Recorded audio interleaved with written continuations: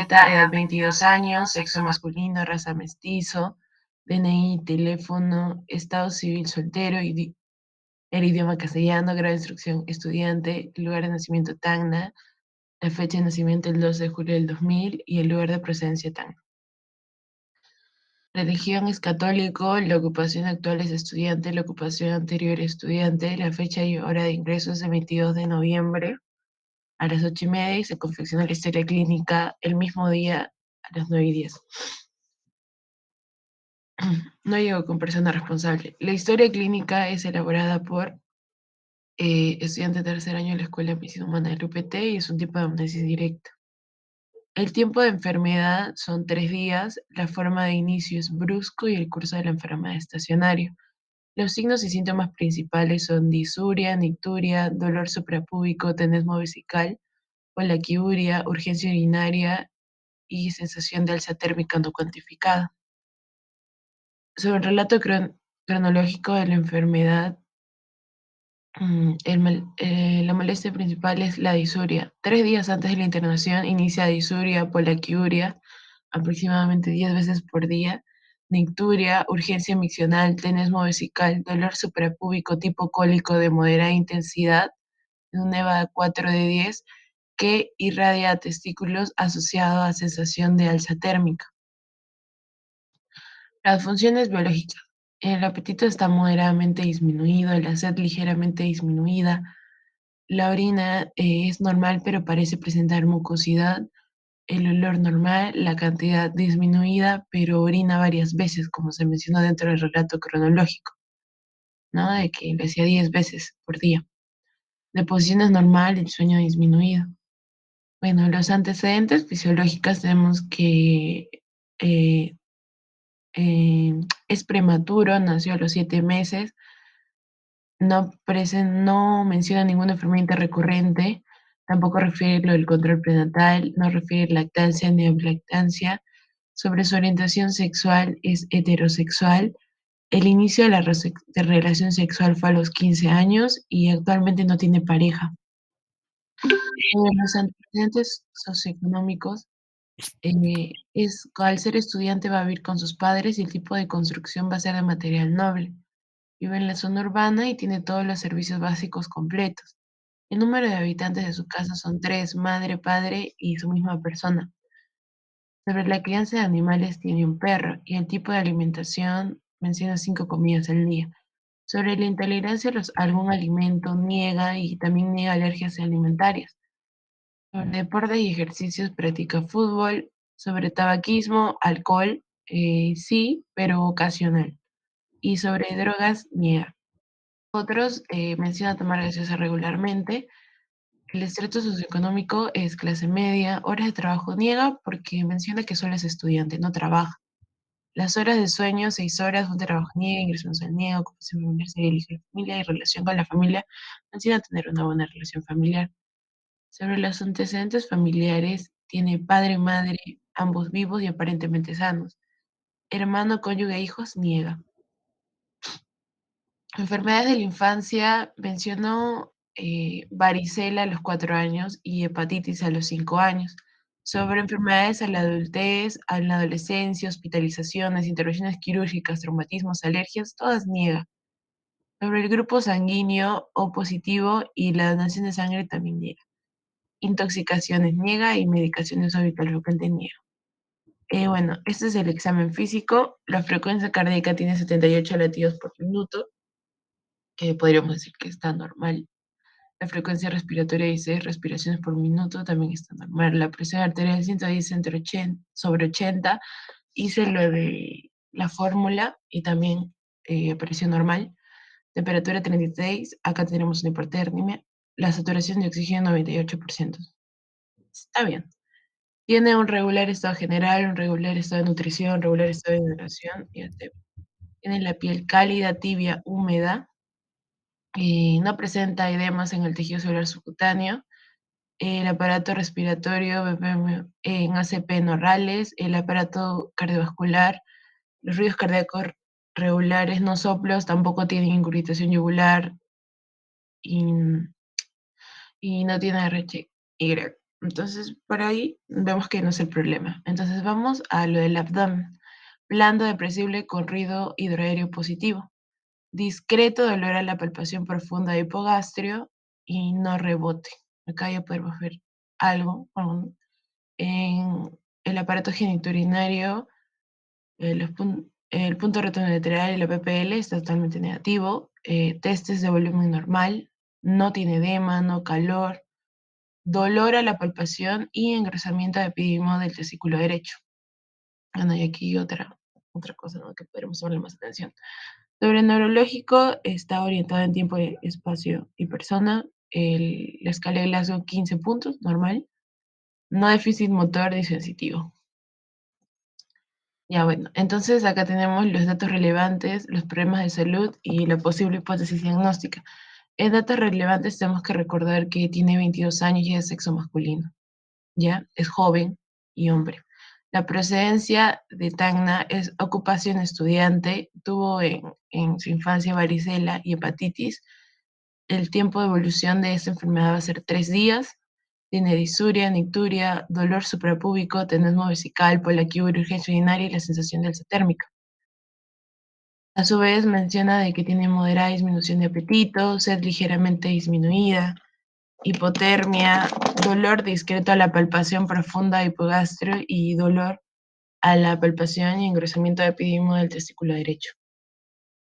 Ahora vamos con los problemas de salud. Bueno, yo quise, pues, o sea, tanto disuria, nicturia, dolor suprapúbico, tenesmo vesical, colaquiuria y urgencia urinaria, todo en infección urinaria baja, ¿ya? O sea, todo eso, resumirlo en infección urinaria baja y a su vez mencionar lo del dolor discreto en palpación profunda de hipogastrio, dolor a la palpación y engrosamiento epidimo del testículo derecho, sensación de alza térmica no cuantificada, ruido aéreo positivo. Entonces, mi hipótesis diagnóstica es una infección del tracto urinario bajo, porque recordemos que hay infección del tracto urinario alto, pero es bajo y una posible epidimitis. Ya. Entonces, ¿cómo llegué a esa conclusión? Pues ya, vamos por partes. Recordemos que 3 días antes de la internación va a iniciar disuria. La disuria es la dificultad o dolor al miccionar. Luego tenemos la nicturia, que es otra cosa que también se mencionó, que es la emisión de orina más abundante durante la noche que durante el día. También urgencia miccional, que es la necesidad inevitable o imperiosa de orinar. El tenesmo vesical, que es el espasmo doloroso durante la micción o posmiccional. El tenesmo vesical es que orinen, pero sientes que no vaciaste toda tu orina, ¿ok? Y la polaquiuria, que es el aumento de la frecuencia de orinar. Lo menciona que aproximadamente 10 veces por día. Entonces, normalmente todos estos signos, bueno, leyendo ya la literatura, ¿no?, nos muestran que es una infección del tracto urinario por disuria, nicturia, urgencia miccional y tenesmo vesical.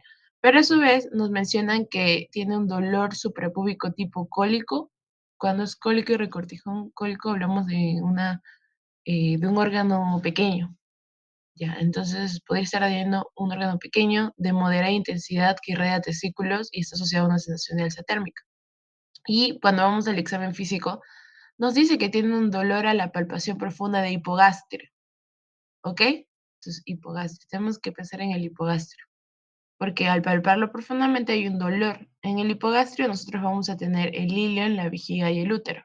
Pero como estamos hablando de un hombre joven, hombre, entonces estaríamos descartando el útero y posiblemente tendría que ver algo con el ilio en la vejiga. O sea, una posible cistitis o una prostatitis, ¿no?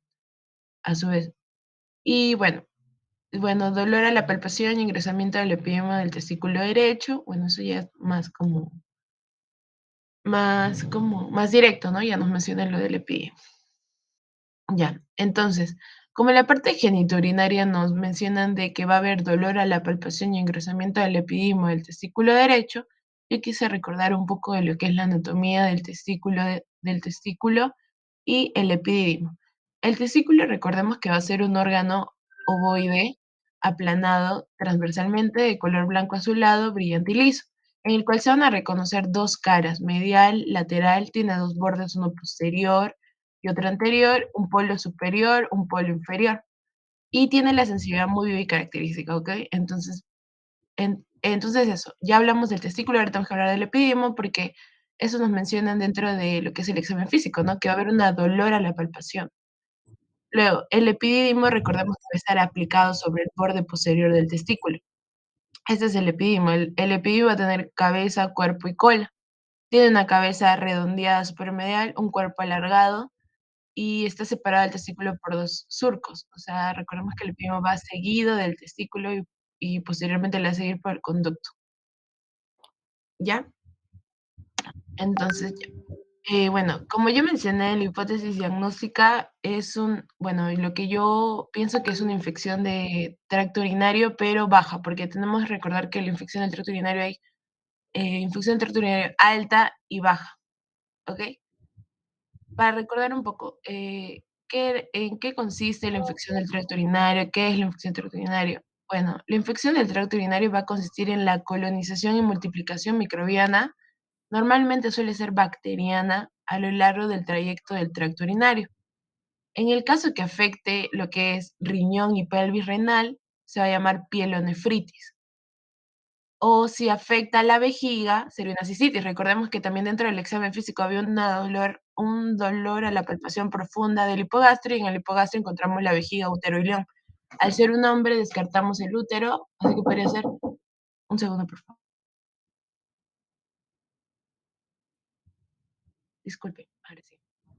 Como mencioné, en el hipogastrio tenemos la vejiga y el hilo. Entonces podríamos pensar, ¿no?, de que podría ser la vejiga, entonces una cistitis. En el caso que esté afectada al uretra, una uretritis.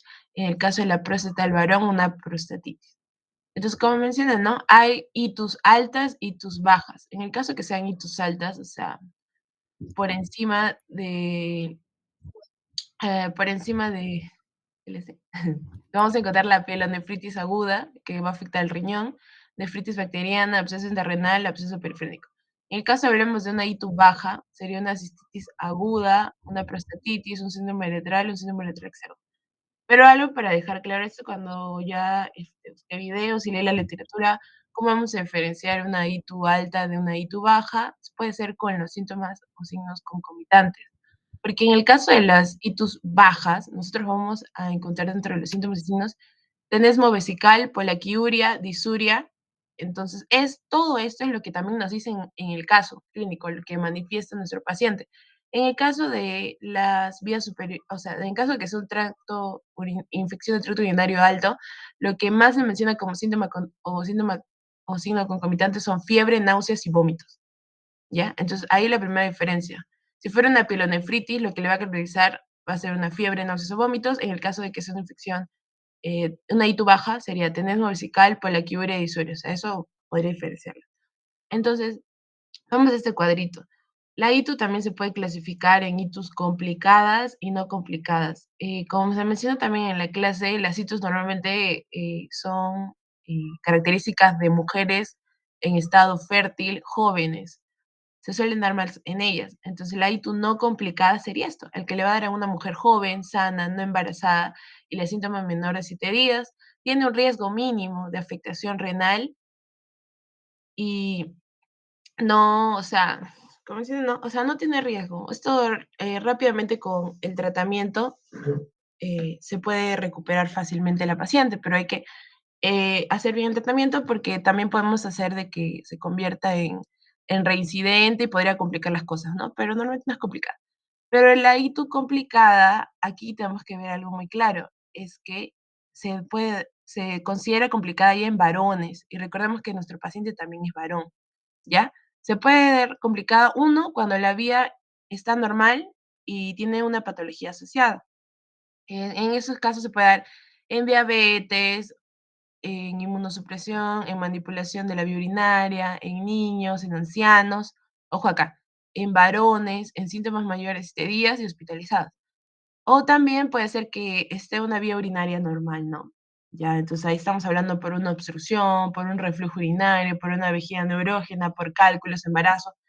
Eso es lo que estos dos tipos de complicada. Una que tu vía urinaria está normal, pero tú tienes una enfermedad asociada más, o sea, que empeora ese estado.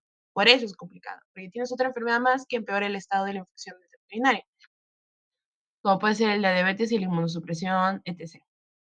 O la otra complicada es que tú tengas tu vía urinaria anormal, no tengas alguna obstrucción, algún cálculo que no deje que la orina pase normalmente y pues puedas eliminar estos desechos a través de la orina. El riesgo de afectación es muy alto en la ITU complicada. Te puede tener afectación renal y puede llegar hasta la sepsis. Ay, ya.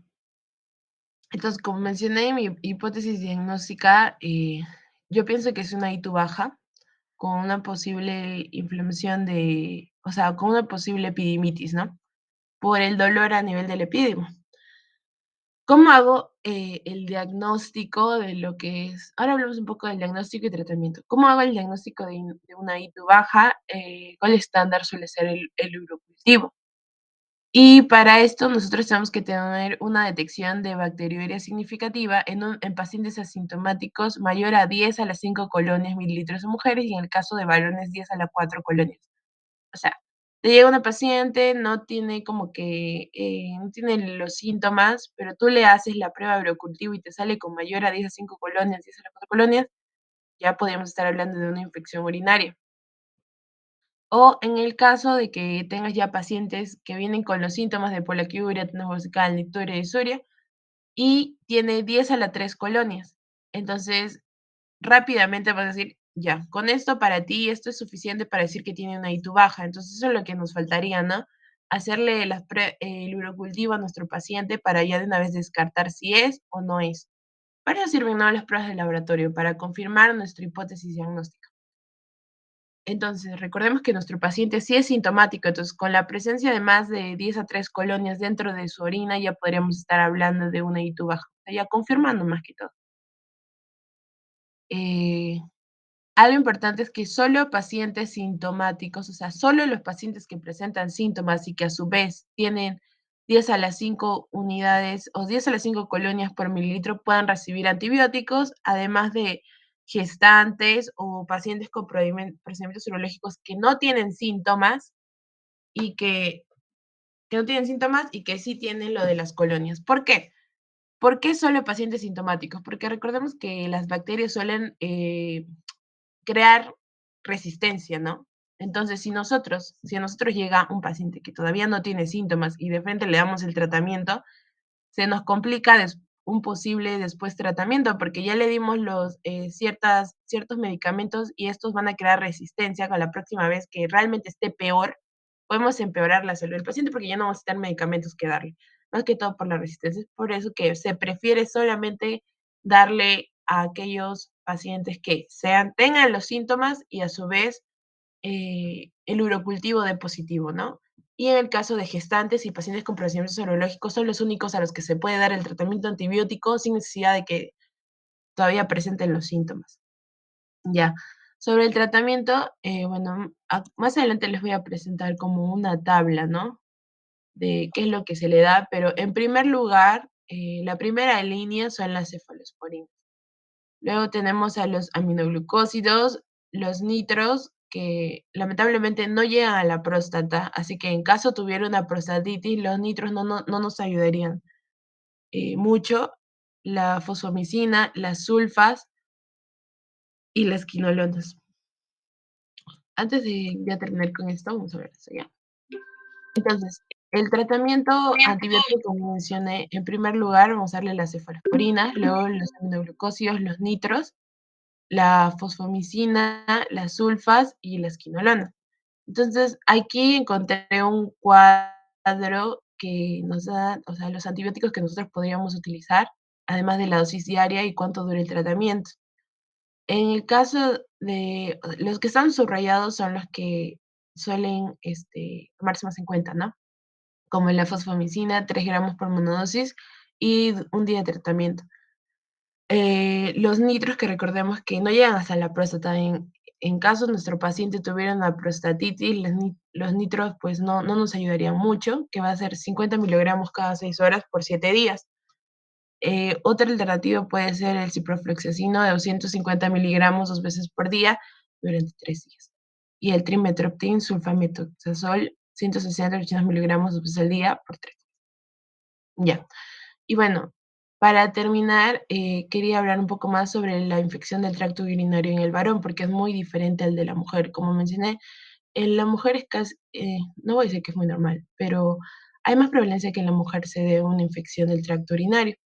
Porque ya sabemos, ¿no? Porque, por la uretra, porque la uretra está más cerca de la vulva. Entonces es más normal y las mujeres, pues, no creo que están un poco acostumbradas y por eso es considerada como no complicada.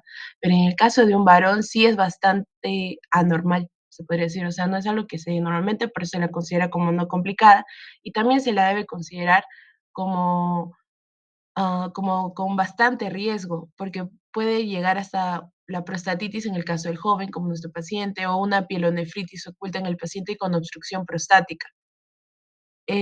Como mencioné, para el diagnóstico siempre nosotros vamos a utilizar el urocultivo.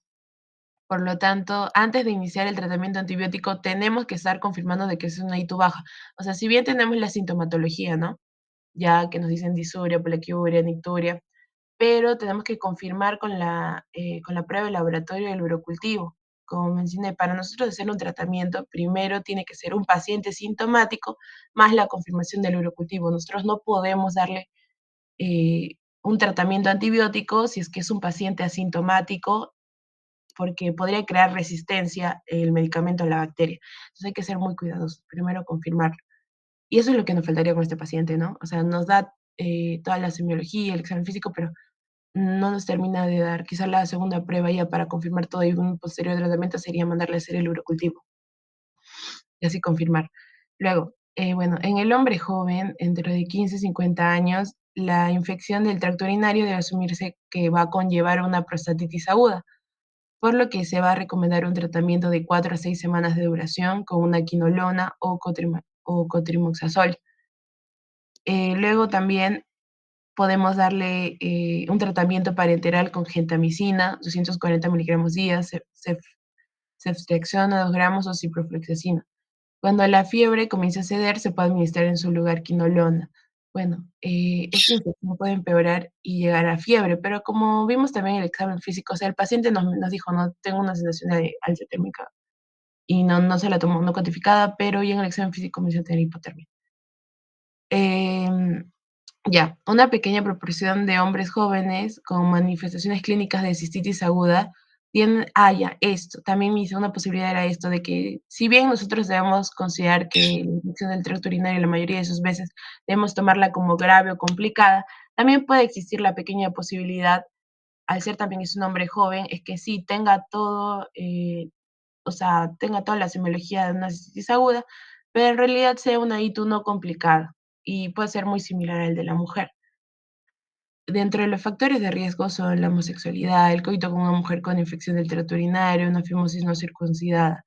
En estos casos, siempre que no se observe como que una participación prostática en el tacto rectal, es una prostatitis, se puede dar un tratamiento de una semana de duración con una quinolona o cotrimoxazol, pero no se recomienda un tratamiento corto de 3 días, ¿no? Porque siempre en el varón no es normal que tenga una infección urinaria baja, por lo que tenemos que ser muy cuidadosos.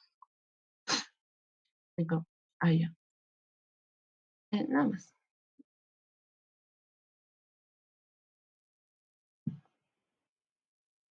Gracias. Mm. Milagros, un favor, ¿puedes volver a poner tus problemas de salud? Sí, ya.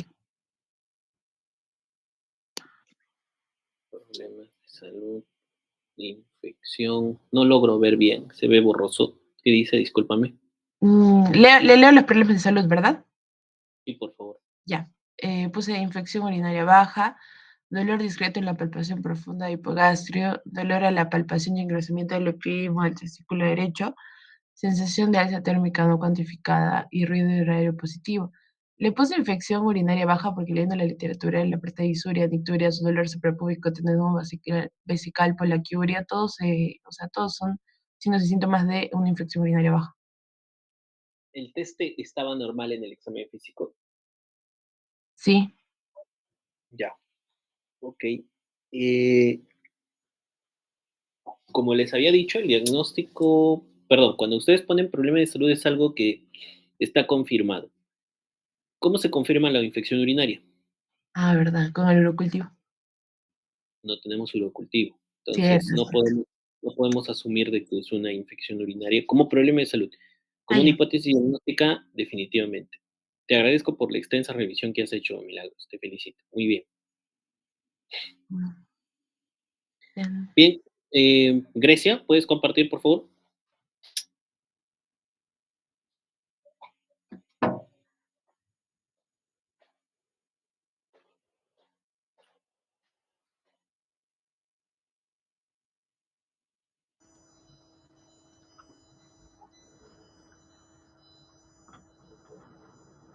¿Desde análisis o solamente de datos relevantes probablemente?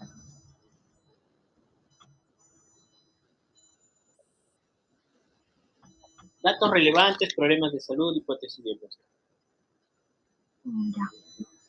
Como datos relevantes, edad 22 años, sexo masculino, procedencia eterna, ocupación estudiante, tiempo de enfermedad 3 días, dolor hipogástrico sin rebote, dolor a la palpación y engrosamiento de epidismo del testículo derecho, presión arterial 110/80, urgencia miccional, disuria, tenesmo vesical, urgencia miccional, micción nocturna, micturia, dolor hipogástrico, polaquiuria, sensación de alza térmica no comunicada, malestar general, moderada disminución de apetito.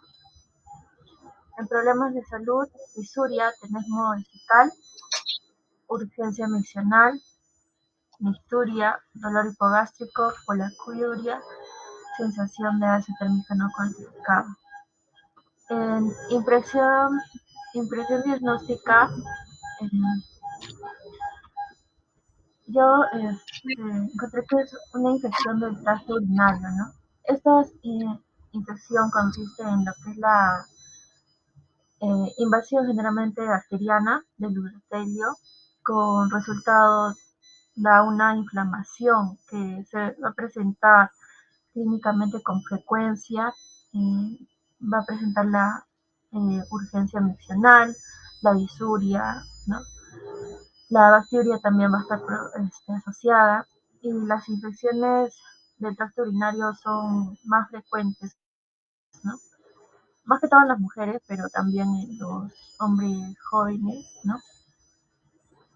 También se pueden clasificar uh, de acuerdo a diversos criterios, de acuerdo a su localización, que pueden diferenciarse en dos: infecciones del tracto urinario inferior o vías bajas, que estas van a afectar a los riñones y a la pelvis renal. Aquí, no, diré a la vejiga y la uretra, la baja. Estas van a ser más frecuentes y van a afectar a la próstata y el epidídimo. Vamos a tener la cistitis, la uretritis, la prostatitis, la epididimitis. Luego vamos a tener las altas, que estas afectan al riñón y a la pelvis. Que vamos a tener la pielonefritis aguda o crónica. También van a estar la nefritis intersticial bacteriana. También podemos tener abscesos parenquimatosos renales. Ahora vamos a tener la bacteria asintomática, que esta no va a tener síntomas y no se trata, ¿no? Tiene un aislamiento de bacterias en orina. Luego está la cistitis como infección de vías urinarias bajas, que va a ser la inflamación e infección de la vejiga. Como síntomas principales son la disuria, la misturia, la poliquiuria, urgencia miccional y tenesmo vesical. Y a diferencia de las infecciones altas, esta es, el paciente siente una sensación de alta térmica, pero no es fiebre en sí, no da fiebre ni da calofrío. La pielonefritis eh, está como una infección de vía urinaria alta, que esta es la infección del parénquima renal y el sistema calicial, ¿no? Que esto va a tener como síntomas la bacteria una fiebre mayor a 38.3 grados, dolor en fosa renal, ¿no? Y signo de Giordano positivo. Ahora, de acuerdo a los síntomas que tiene nuestro paciente, yo me voy porque tiene una cistitis aguda. Esta cistitis aguda generalmente es de tipo bacteriana, que se va a caracterizar por la urgencia misional, la disuria, el dolor suprapúbico, el tenesmo vesical, y va a estar localizada en la vejiga, que va a producir una inflamación de la mucosa localizada o puede ser difusa, que va a ser producida por microorganismos, principalmente ¿no? las bacterias coliformes, que son la Escherichia coli, la Klebsiella y el Pseudomonas. Ahora, esto no va a presentar lo que es, como mencioné, no va a presentar fiebre, tampoco va a tener dolor lumbar. Entonces, por eso también podemos diferenciarlo de la uretritis, que la uretritis, el paciente sí va a sentir un dolor lumbar, ¿no? Ahora, de acuerdo a su anatomía patológica, va a tener la cistitis en etapas iniciales. La mucosa vesical se va, se va a mostrar en forma de hiperemia, ¿no? O infiltración de neutrófilos. Y a medida que va avanzando, esta mucosa se va a sustituir por un recubrimiento fiable. En la cistitis es cuando empeora, se puede presentar, ¿no? Hemorragia, pero no es característica de, principal de esto, es a largo plazo, si no es una cistitis bien tratada. Ahora, de acuerdo a su patogenia, los microorganismos que van a estar en la flora intestinal van a alcanzar lo que es la pelvis renal y van a ascender desde la uretra, van a irse a la vejiga y a través de los uréteres, ¿no? Y va a estar favorecido su capacidad de adherencia mediante las fimbrias, ¿no? Y también va a haber la presencia de reflujo vesicouretral. También influye el hecho en que la médula y la pelvis renal va a haber un pH ácido, va a tener una elevada osmolaridad y, y con menor percepción vascular, que se va, que se va a producir, de acuerdo a esto, una infección, pero no va a depender de la patogenia del organismo y tampoco del núcleo y también de las defensas locales o sistémicas. Ahora, como mencioné, los síntomas principales de una cistitis aguda, estos van en su cuadro clínico, ¿no? El paciente tiene síntomas irritativos en la micción. Los síntomas irritativos serían la disuria, la polaquiuria, la urgencia emocional, el dolor suprapúbico, la nicturia y el tenesmo vesical. Ahora, el dolor también va a ser presentado y las molestias en el hipogastrio. Y como mencioné, el dolor en la espalda baja no se va a presentar. También va a tener una leve incontinencia por urgencia. La, la orina se puede tornar un poco turbia. Después la hematuria va a ser macroscópica en un 20% de casos, como mencioné, si es que no es una cistitis detectada a tiempo o no es bien tratada. La febrícula también, que mencioné, que no es una característica principal, es más que todo una sensación del paciente. Y el tratamiento es más que todo con antibióticos. Puede utilizarse cortisol, las fluorquinolonas, las fosfomicinas, la nitrofurantoína también. Las complicaciones que pueden tener con una cistitis vendría a ser una infección que puede ascender hacia los riñones, ya que ¿no? puede extenderse la inflamación hacia ese lugar. El pronóstico de esta infección eh, es buena, pero siempre y cuando tenga una buena terapia antimicrobiana. Y rara vez se va a ver una lesión vesical permanente. No es algo que se vaya a presentar, ya que es tratable si es detectada bien. Esa sería, doctor, mi impresión diagnóstica. ¿Y el epididimo?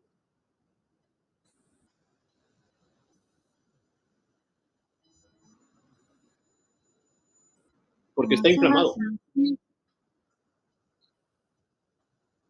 sí, no lo tomé mucho en cuenta, pero sí, sí es una característica de la infección de las vías bajas. O sea, la epididimitis es otra entidad que la infección urinaria. Sí, En este caso, hay también epididimitis. sí, doctor, porque en lo que es la palpación, ¿no? Se dio el engrosamiento del epididimo del testículo derecho. Ya, vamos a ver. Ok, Pisac. Doctor, buenos días. Ya, voy a presentar. Gracias.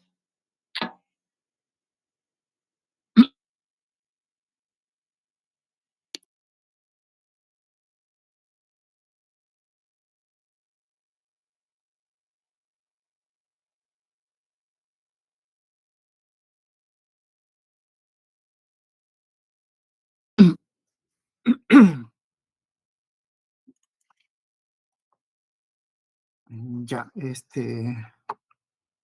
en datos relevantes yo consideré al paciente un paciente joven de 20 años que tiene una enfermedad de 3 días y relaciones sexuales sin protección, dolor al miccionar, urgencia de orinar, icturia, presencia de sustancia blanca en la orina, alza térmica, pulaquiuria por más de 10 veces, dolor leve en los testículos. En problemas de salud, disuria, nicturia, polaquiuria, sensación de alza térmica, dolor a la palpación profunda de hipogastrio, dolor a la palpación y engrosamiento de epididimo del teste derecho. Y mi impresión diagnóstica es más dirigida hacia prostatitis bacteriana aguda. También podría ser causada por enfermedad de transmisión sexual y enfermedad de transmisión sexual que también podría causar lo que es el epididimitis. Aquí una revisión de lo que es parte de anatomía de lo que es la próstata. Es parte del órgano genital interno masculino. Tiene dos porciones, una porción que es glandular, otra porción que es fibromuscular. La porción glandular es 2/3 partes y 1/3 que es fibromuscular. En la descripción anatómica tiene una forma de castaña, mide alrededor de 3.5 centímetros en su base, 2.5 vertical y posterior. Puede medir de 18 a 20 gramos. Está ubicado, su situación anatómica está debajo de la vejiga urinaria, detrás de sínfisis púbica, delante del recto, encima de la membrana perineal. Además, hay que mencionar que también tiene caras, una cara anterior que es corta, semivertical, se encuentra ahí, en la cara anterior se encuentra el istmo de próstata, que justamente está delante de la uretra, está formada por tejido fibromuscular. Y la cara posterior es más larga, triangular, ancha hacia arriba y estrecho hacia abajo. También tiene cara inferolaterales, oblicuo hacia abajo y medialmente en sentido vertical y de medial a lateral en sentido anteroposterior. También tiene una base que justamente está la que es la cara superior, forma triangular, tiene un forma de triangular con una porción más ancha hacia atrás, la uretra está más cerca por delante. Tiene un vértice donde es la parte inferior por donde emerge la uretra. Se aplica sobre este espacio perineal profundo. Y además hay que mencionar que también está dividido en 5 lóbulos, anterior, posterior, laterales tanto derecho, izquierdo y uno medio. Y justamente por el medio por donde va a pasar lo que es la uretra. En la parte fisiológica, básicamente tiene dos funciones importantes, una que es la fase de ignición y la fase de expulsión. En la fase de ignición, lo que hace es la función de contracción de estroma prostático en paralelo a la contracción del deferente para desplazar hacia la uretra prostática de la primera fracción de eyaculado. En la primera fracción se encuentra, pues, es rica en espermatozoides provenientes de los conductos deferentes y además las secreciones prostáticas. Y en la fase de expulsión, lo que va a hacer es cerrar el esfínter liso y aperturar el esfínter estriado, contracción del estroma prostático y de los músculos lisos de las vesículas seminales y uretrales, además de la contracción de músculos perineales. En la evacuación del contenido de la vesícula seminal, especialmente el contenido va a ser fructuosa, formación de esperma definitivo por la mezcla de estos componentes fuera de la uretra prostática después de la expulsión en el coágulo o en el curso de la reliquefacción. En esta función de expulsión, en lo que es función exocrina, va a contener varias sustancias, como el volumen eyaculatorio, que es la cantidad total del semen, 13 ml aproximadamente, pero se puede considerar de 2 a 6 ml dentro de los balones normales. En ella se va a encontrar espermatozoides de 1%. En el plasma seminal también se va a encontrar lo que es vesículas seminales, 1.5 a 2 ml, que viene a ser un 60% o mayor cantidad, y próstata, líquidos prostáticos de 0,5 ml, que también vendría a ser un 30%. Además, también ahí están lo que son las glándulas de Cooper, del litre, que también va a aportar un 0,1 a 0,2 ml de contenido. En fase de emisión, producto prostático ligeramente alcalino, que tiene un pH de 7,4, también va a estar contenido de ácido cítrico, algunas poliaminas en el semen, fosforilcolina, prostaglandinas, colesterol y lípidos.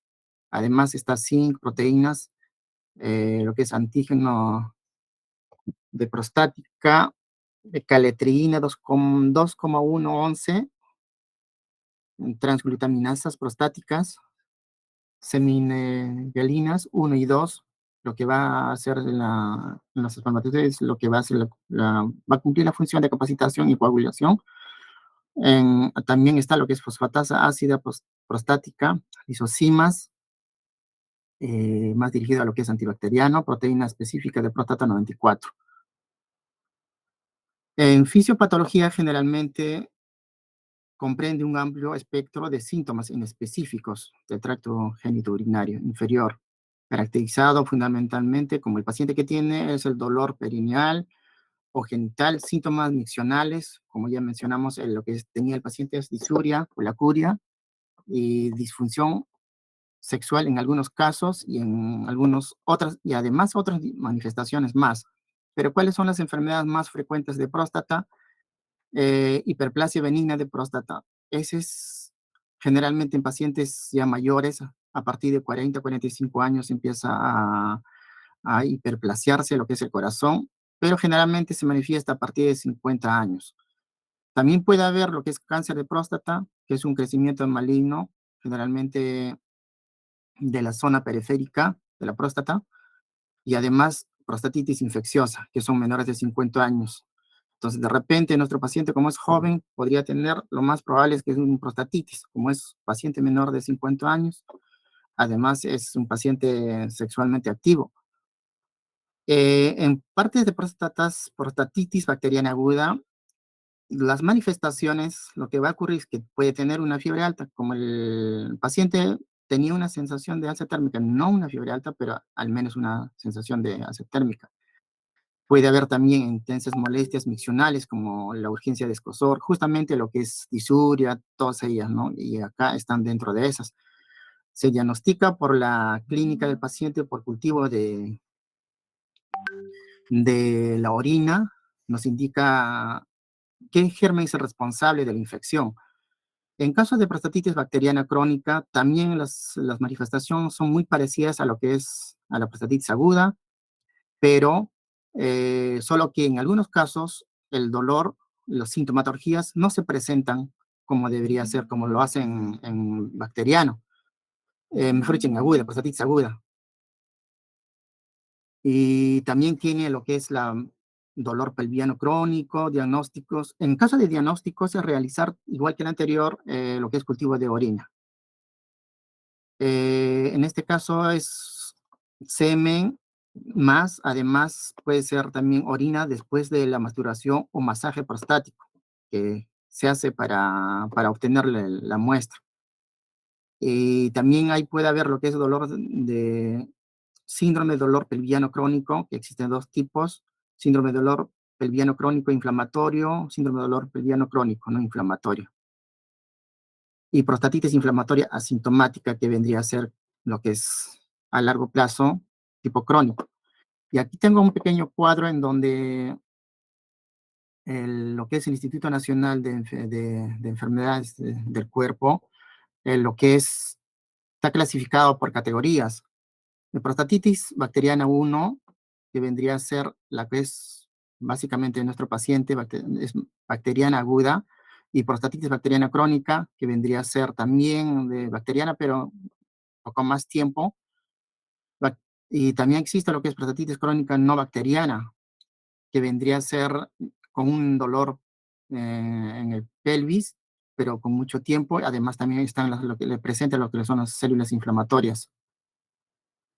Eh, Prostatodinia, que vendrían a ser están separadas por dos tipos, que es 3B y el 4, que también vendrían a ser prostatitis crónica bacteriana, pero con un dolor de síndrome de dolor pélvico crónico, sin células. Además, hay inflamación presentes que no tiene infección demostrada. Y lo que es el 4, prostatitis asintomática. En este caso, lo que se haría es un test de Stamey, que viene a ser básicamente lo que es el cultivo de orina, y en el cual ya se podría ir yendo a qué tipo de bacterias básicamente es lo que tiene qué tipo de bacteria tiene nuestro paciente, porque más yo voy por prostatitis bacteriana aguda. Acá una pequeña resumen de lo que es la hiperplasia benigna de la próstata. La glándula prostática tiene siempre a crecer a partir de los 45 años, como ya mencioné anteriormente, y como la próstata básicamente lo que va a hacer es rodear la uretra, ya sea por la proliferación de fibroblastos o mioblastos epiteliales o elementos glandulares cerca de la uretra. Entonces, es por ella que en el momento de inflamación o aumento de, de hiperplasia, lo que va a hacer es que dificulte el paso de la orina, como la uretra pasa por ahí. Entonces, ese sería lo que tendría que en este paciente es una inflamación, más no lo que es una hiperplasia benigna. ¿Qué manifestaciones nos causa? Igual, irritativos, poliuria, necturia, urgencia miccional y en caso de escape urinario, ¿no? Síntomas obstructivos, ya lo que va a hacer es, nuestro paciente va a tener que hacer mayor esfuerzo para poder miccionar, porque hay una disminución de la fuerza. El calibre está muy acortado, estrechado, en todo caso, y esas serían las dificultades por lo que tendría el paciente. Y como mencionamos, goteo al terminar de repente, también tiene tenesmo, incapacidad para orinar. En cáncer de próstata, básicamente esto es más de pacientes ya de edad avanzada, pero nuestro paciente no está dentro de esto, no sé si será necesario, de repente lo paso nomás, porque no está, nuestro paciente no tiene, no es un paciente adulto. En parte semiológica, lo que hay que hacer en este caso es hacer una buena historia clínica. También tiene que haber en exploración física de los riñones, abdomen, vejiga, testículos y próstata, como se hizo lo que es en nuestro paciente, en el examen físico, que se encontró dos enfermedades o dos sintomatologías bien definidos. Otro de los parte de la semiología es tacto rectal, valorar lo que son los nódulos, hay que ver si realmente hay formación de nódulos de tipo duros o es suave, palpable. Análisis de sangre, creatinina, análisis de orina que ya mencionamos.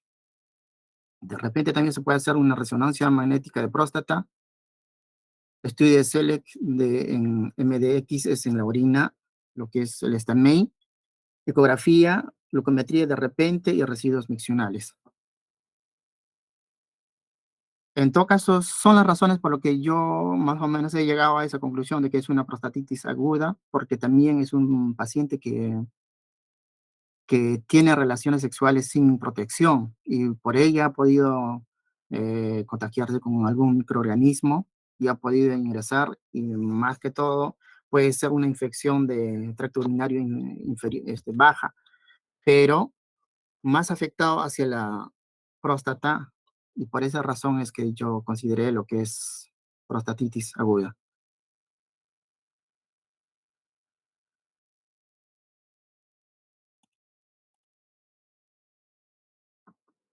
Eso sería todo, doctor. Isaac, no va a las competencias del curso, pero ¿pensaste en algún germen o algún microorganismo que pueda causar esto? Más que todo lo que es más frecuente es lo que es Escherichia coli, en mayor porcentaje de las enfermedades de tracto urinario. Ya. Y algunas más creo que no recuerdo, pero sí son varias, doctor, que son microorganismos más comunes que afectan. ¿Y tú crees que él se haya contagiado? ¿De qué manera? ¿Cómo adquirió esta prostatitis? Probablemente como tiene pareja, el paciente no tiene muchas parejas, pero de alguna manera ha podido infectarse. De repente su pareja haya estado contaminado y él al no tener protección inicialmente, que solamente lo hacía, al final básicamente es para proteger el semen, ¿no? Para que no haya embarazo, básicamente por eso, pero sin embargo ya hubo una penetración en donde ya ha habido contaminación ya con los fluidos de su pareja, entonces posiblemente haya sido una de las causas. Otro podría ser también lo que es la mala higiene tanto en varón, más que todo en el varón, no tanto en la mujer, porque la mujer siempre es un poco más aseada, pero en caso de varones a veces por lo que es el prepucio y puede tener contenidos de bacterias, lo que sea, y podría ser también una de las causas que haya podido contaminarse.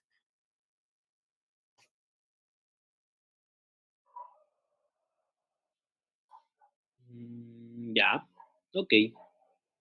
Nancy,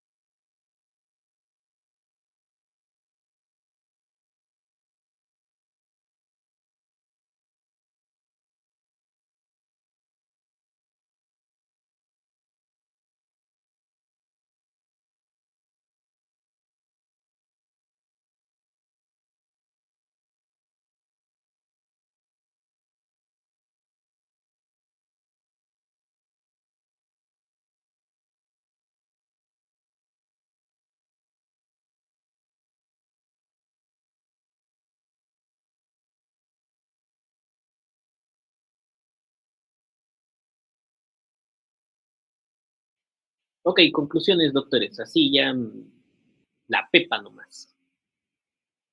¿Tiene epididimitis o no tiene epididimitis?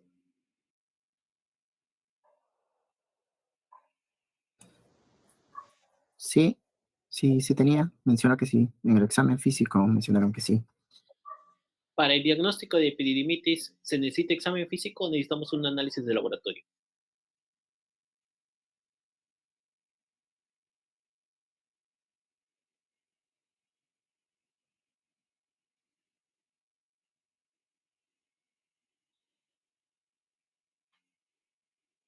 El diagnóstico de epididimitis es clínico. Entonces, sí podemos hacer diagnóstico mediante nuestro examen físico y anamnesis. Ahora, ¿cómo, qué germen está produciendo esta epididimitis? Isaac mencionó de que si es una prostatitis podría ser E. coli. En el caso puntual de la epididimitis, ¿qué germen lo estaría produciendo?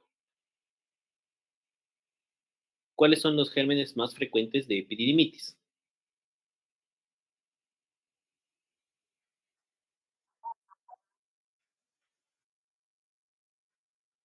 En adultos jóvenes, los principales microorganismos implicados en epididimitis es Clamidia trachomatis y Neisseria gonorrhoeae. En adultos mayores de 50 años, por lo general está E. coli, Klebsiella, Proteus y todos los bacilos gram negativos. ¿Por qué? ¿Por qué? Porque la epididimitis en el joven generalmente es una enfermedad de transmisión sexual. En el adulto es complicación de una infección urinaria o de una prostatitis por contigüidad. Entonces, tiene un antecedente de factores de riesgos sexuales, un comportamiento sexual un poco prudente. Lo que les faltó preguntar a ustedes fue la última fecha de relaciones sexuales, porque de acuerdo a eso nosotros también podemos estimar si se trata de una enfermedad de transmisión sexual. Por ejemplo, si nos decía, no, la última relación sexual ha sido hace 3 meses, pues hace 3 meses ya no coincidiría con el tiempo de incubación de estas bacterias, ¿no? Entonces, este joven presentó relaciones sexuales hace unas semanas sin protección o protección a medias, como él lo dice, y por tanto, este sería la causa. Ahora, estas enfermedades de transmisión sexual como clamidia y neisseria producen uretritis, en primer lugar. Y la uretritis se va a manifestar con disuria, con polaquiuria, con secreción uretral y todo lo demás, ¿no? Él lo mencionó de que no era una secreción a través del pene, pero sí mencionó un dato de que la orina estaba un poco mucoide, ¿no? O sea, eso era por la propia uretritis, que ya nos iba diciendo, ¿no? Ahora, para pensar en prostatitis, generalmente lo que nosotros debemos observar son síntomas obstructivos miccionales. Cuando ustedes evalúan vía urinaria, hay dos grandes síndromes.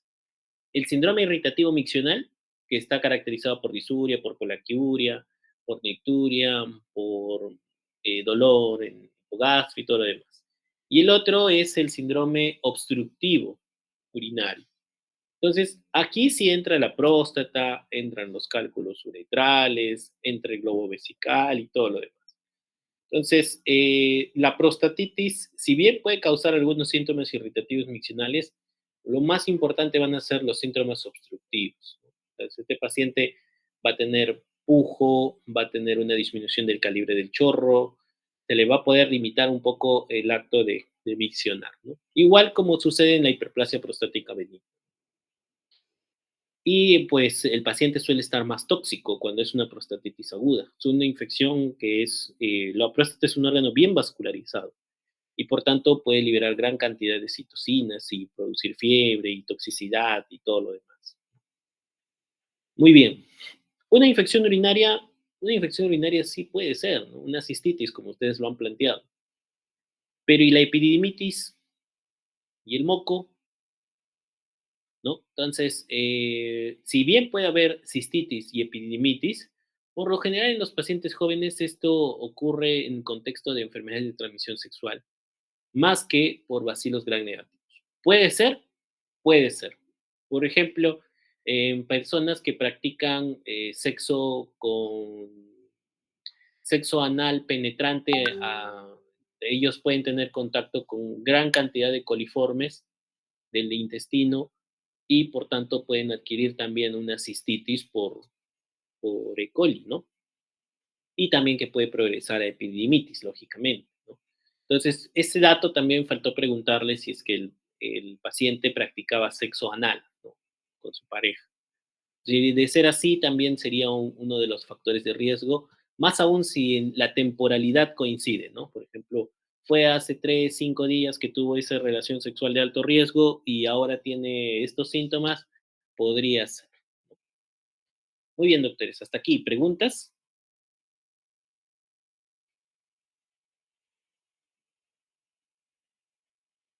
Ha estado bien planteados, los he visto más enfocados en sus problemas de salud, todos lo han sustentado muy bien, me parece perfecto. La vía urinaria es muy básica en realidad. Algunos síndromes se superponen. Van a encontrar pacientes que tienen eh, cistitis, tienen epididimitis, tienen orquitis y también tienen prostatitis. Va a suceder, lo van a encontrar. Entonces, es porque como están contiguos, pueden manifestarse todo se puede diseminar y puede dar manifestaciones de todo un poco, ¿no? Entonces, siempre se van a superponer un poco los síntomas. Nos ayudamos a veces de ecografía, por ejemplo, ¿no? En la ecografía, si observamos un epidídimo engrosado, si observamos la próstata agrandada, si observamos un aumento del flujo y del volumen del testículo, ¿no? En el caso de la infección urinaria, ustedes ya saben, el diagnóstico es mediante urocultivo. Entonces, ese es el gol estándar, ¿no? Y nada, espero que hayan atendido esta clase. ¿Alguna otra duda, doctores? Todo claro.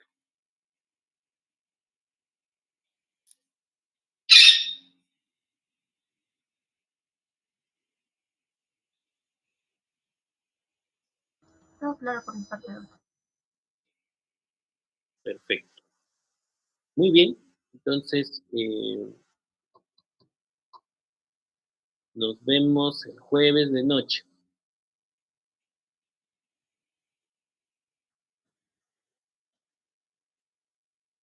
Ya, doctor. A las 8:30 será, doctor. Si se puede antes, mejor, pero si no, 8:30. Ya, doctor. Perfecto. Muy bien, doctores. Cuídense. Hasta luego, doctor. Chau. Hasta Hasta luego. luego, doctor.